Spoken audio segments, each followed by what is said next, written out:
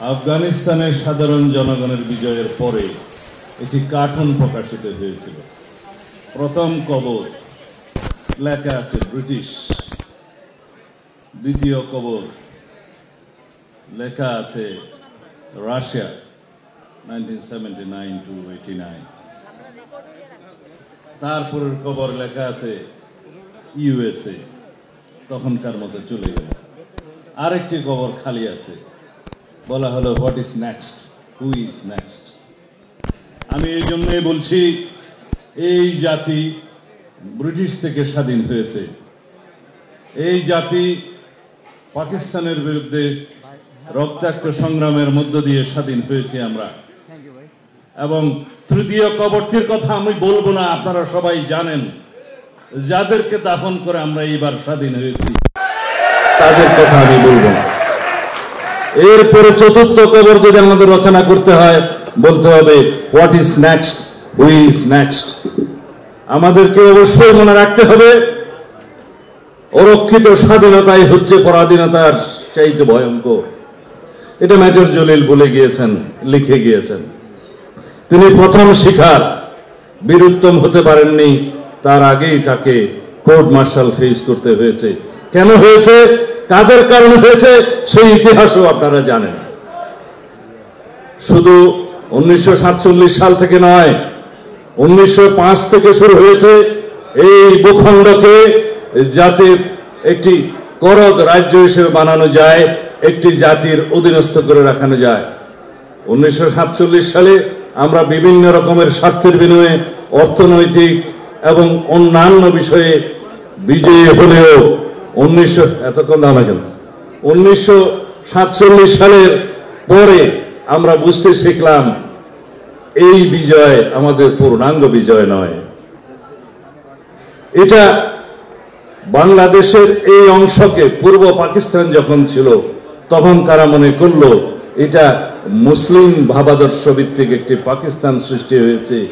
এই বিজয় আমাদের পূর্ণাঙ্গ বিজয় ছিল না, অর্থনৈতিক বিজয় ছিল না, রাজনৈতিক বিজয় ছিল না।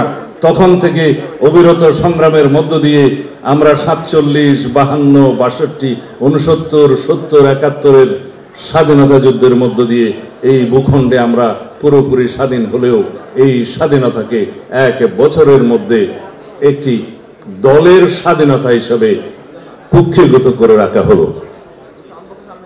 এক দলের শাসন, এক দলের কুক্ষিগত অবস্থা, এবং হঠাৎ করে ধর্ম নিরপেক্ষ বাংলাদেশ হয়ে গেল। কোথাও কোনো ধর্মীয় স্বাধীনতা ছিল না। সেই অবস্থা থেকে ক্রমাগত সংগ্রামের মধ্য দিয়ে আমরা আজকের এই বাংলাদেশের 2024 পর্যন্ত যদি বিশ্লেষণ করতে চাই, তাহলে আমাদের বুঝতে হবে একটি জাতিকে স্বাধীন এবং স্বাধীন থাকতে গেলে আমাদেরকে আত্মমর্যাদাশীল জাতি হিসেবে গড়ে উঠতে হবে। কোনোদিন আত্মমর্যাদাশীল জাতি, যে জাতির প্রত্যেকটা মানুষ স্বাধীনতার চেতনা বোধ করে, সেই জাতিকে কখনো দমিয়ে রাখা যায় না, সেই জাতিকে কখনো পরাধীনও করা যায় না। আমাদের এইবারের বিজয় আমরা যদি 1971 সালের বিজয়ের সাথে একসাথে সমাধান করি, তাহলে বুঝতে হবে 1971 সালের স্বাধীনতা যুদ্ধের পরে, বিজয়ের পরে আমরা যা সংহত করতে পারি নাই, যেই চেতনাকে আমরা অর্জন করতে পারি নাই, যে স্বাধীনতার স্বপ্নকে আমরা ভোগ করতে পারি নাই, সেই স্বাধীনতার স্বপ্ন যাতে আমরা ভোগ করতে পারি, সেজন্য একটি নতুন রাজনৈতিক পরিসর, একটি নতুন ক্ষেত্র আজকে তৈরি হয়েছে। সেই রাজনৈতিক ক্ষেত্র তৈরি করতে গিয়ে আজকে 2024 সনের এই আন্দোলনে আমাদেরকে নতুন করে 2000-এরও বেশি প্রাণ বিসর্জন দিতে হয়েছে। আমাদেরকে আহত হতে হয়েছে, পঙ্গুত্ব বরণ করতে হয়েছে প্রায় 20 থেকে 22,000 মানুষের। এত বড় আত্মত্যাগের পরেও যদি আমাদের ভিতরে বোধোদয় না হয়, এই স্বাধীনতাকে কি আমরা কোন একটি রাষ্ট্রের করদ রাজ্যে পরিণত হওয়ার জন্য অর্জন করব? এই স্বাধীনতা কি আবারও আওয়ামী বাকশালীদের রাজনীতি করার ক্ষেত্র হিসেবে পরিণত করব? যদি তা না হয়, তাহলে রাজনৈতিকভাবে আমাদেরকে একটি আত্মমর্যাদাশীল জাতি হিসেবে গড়ে উঠতে হবে, এবং সেইখানে রাজনৈতিক নেতৃত্ব দেবেন আপনারা। সেটাই হোক আজকে আমাদের এই বিজয় দিবসের আলোচনার প্রধান শপথ। আমরা যদি বলতে চাই সেই 1857 সালের সিপাহী বিদ্রোহের সময় থেকে আজ পর্যন্ত যত সম্রাট বাহাদুর শাহ জাফর সৃষ্টি হয়েছে কেউই হয়তো সফল হতো না যদি আমরা আত্মনির্ভরশীল এবং আত্মনির্ভরতার জন্য আমরা যদি একজন জিয়াউর রহমানকে না পেতাম।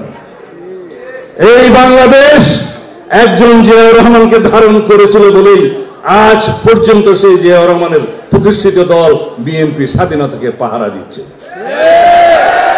আমরা এই বাংলাদেশের মাটি ও মানুষ, আবহাওয়া, পদ্মা, মেঘনা, যমুনা যতদিন থাকবে ততদিন পর্যন্ত স্বাধীনতার মহান ঘোষক বাংলাদেশ জাতীয়তাবাদী দলের প্রতিষ্ঠাতা জিয়াউর রহমানের আদর্শে এবং এই আদর্শে গড়া রাজনৈতিক দলের পতাকা তলে ঐক্যবদ্ধ থেকে এই জাতিকে স্বাধীনতার পাহারাদার হিসেবে আমরা প্রতিষ্ঠিত করে যাব ইনশাআল্লাহ।